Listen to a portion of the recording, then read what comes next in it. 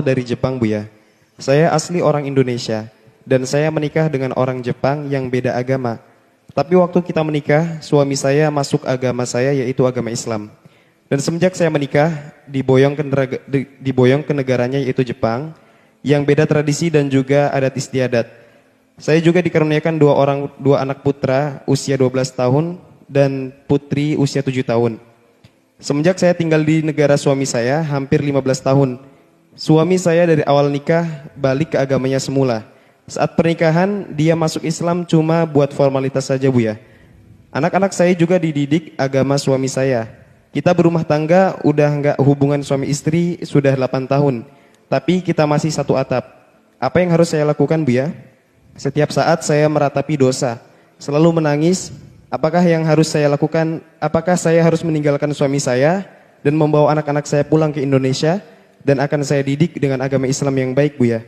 Takdir saya punya anak yang dilahirkan dan dididik bukan dengan agama Islam karena bapaknya bukan orang Muslim. Saya sangat takut di akhirat kelak pertanggungjawaban anak-anak saya, Bu ya. Mohon pencerahannya dan masukannya, Bu ya. Wassalamualaikum warahmatullahi wabarakatuh. Yang pertama adalah nasihat untuk semuanya. Putri-putriku, dimanapun kalian berada. Kalau ingin menikah dengan seorang laki-laki harus terbukti tentang agamanya. Kalau baru saja masuk Islam jangan serta-merta mau dinikahinya. Khawatir terjadi pernikahan itu hanya sekedar tadi disebutkan. Masuk Islam hanya untuk bisa menikah saja. Baik, ini yang pertama. Yang kedua adalah mulai menjawab pertanyaan tadi. Karena jawabannya banyak ini. Kami mulai dari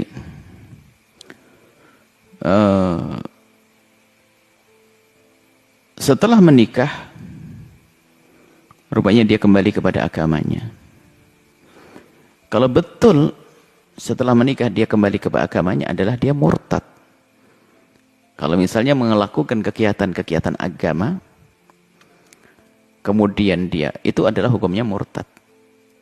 Kalau sudah murtad, maka bukanlah seorang suami. Tinggal dilihat kelahiran anak-anak Anda. Kalau kelahiran anak Anda adalah di saat dia masih Islam, maka jelas nasabnya juga sambung kepada bapaknya. Tapi kalau ternyata, ini secara syar'i ya, secara formalitas di Jepang mungkin saja itu masih dianggap anak.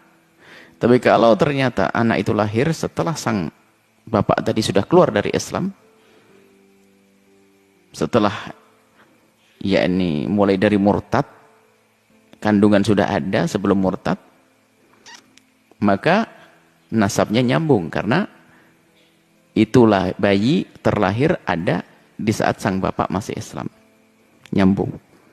Tapi kalau sudah murtad tercerai.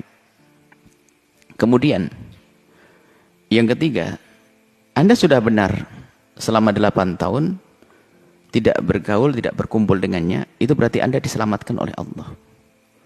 Mungkin dia sudah punya kesenangan yang lainnya, tapi Anda dijaga oleh Allah. Dan semoga ini adalah lanjutan penjagaan sampai Anda bisa bertanya dan kamu bisa menjawab.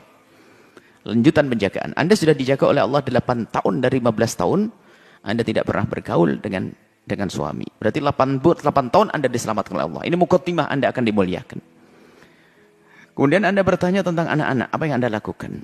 Baik, setelah ini adalah suami Anda, bukan suami Anda kalau bang sudah murtad. Dia bukan suami.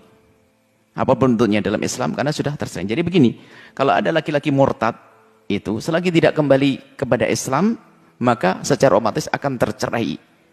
Dan kesempatan kembali diberi waktu masa iddah. Jadi kalau dalam masa iddahnya sang istri kok dia belum kembali, kalau setelah masa iddah selesai dia belum kembali, maka terpisahkan secara otomatis. Tapi kalau dalam masa iddah tobat kembali, maka jadi suaminya lagi. Sekarang sudah bertahun-tahun, menurut Anda sampaikan dia sudah pindah agama lagi, maka dia murtad. Dia bukan suami Anda. Kemudian anak-anak Anda adalah anak Anda. Sambung kepada Anda dan kewajiban Anda. Betul, bawa putra-putri Anda ke negeri Anda di Indonesia, nanti akan besarkan bersama-sama dengan keluarga Anda di Indonesia, dan insya Allah akan mulia, dan Anda menyelamatkan anak-anak Anda. Tapi tentunya dengan cara cantik dan yang baik, karena apa? Apapun bentuknya,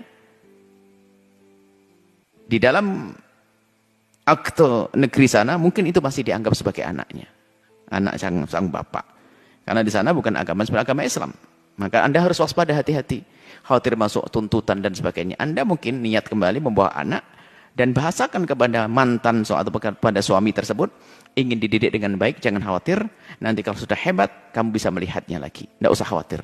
Saya tidak akan hinakan. Dan jangan menyinggung masalah urusan agama, nanti malah ada kecurigaan, malah tidak akan melepas kepada Anda. Sehingga kalau sudah dibawa ke negeri, sempurnakan pendidikan. Anda harus meninggalkan, karena sudah 8 tahun pun tidak berkumpul, khawatir nanti dianggap suami istri Anda melakukan kehinaan, namanya zina. Dan harus anak-anak Anda selamatkan, biarpun harus meninggalkan negeri sana. Urusan rezeki, Allah yang akan memberinya. Setiap orang ada rezekinya masing-masing. Tapi yang mainnya yang cantik, sampai mantan suami bisa melepas, atau suami bisa melepas, karena selama masih dianggap suami, bisa melepas dengan baik-baik, baru Anda didik putra-putri Anda dengan mulia. Kami khusnudon Anda ini wanita mulia kok. 8 tahun sudah tidak bergaul dengan suami, istimewa. Padahal satu rumah barangkali, Anda bisa menjaga itu semuanya. Hebat Anda istimewa. Sempurnakan. Semoga ini adalah mukaddimah karena Anda ingin menyelamatkan putri Anda yang masih 7 tahun dan jauh 12 tahun. Dan memang kalau di bawah umur, bebas mereka ikut sana atau ikut sini nanti. Tinggal nanti kalau sudah 17 tahun kan pemilih. Apakah ikut Jepang atau ikut Indonesia. Sekarang masih bisa memilih sana sini. Bisa ikut bapak, bisa ikut istri. Baik, itu saja. Semoga Allah menjaga Anda dan menjaga putra-putri Anda. Semua diselamatkan oleh Allah Subhanahu wa taala. Wallahu a'lam.